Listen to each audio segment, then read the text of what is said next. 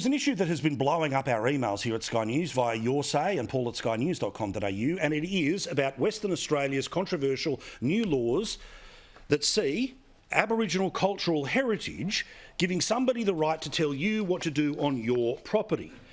Now, all of this was introduced back in 2001. Here is the legislation still available on their website. Now, it says here that where there may be an impact to Aboriginal cultural heritage in your area, approval may be required.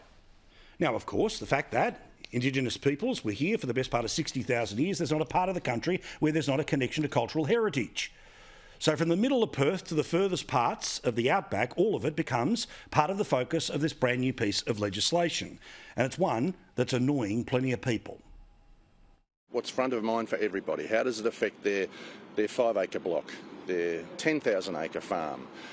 How does it affect them if they're a building contractor? These laws come into effect on July 1, and the lack of consultation has caused confusion and distress. Farmers feel absolutely ambushed by these changes. Now, we can't go and do a self-assessment on these properties and say there's no cultural heritage here if somebody else can come in and say, oh, there's cultural heritage there, it's spirituals.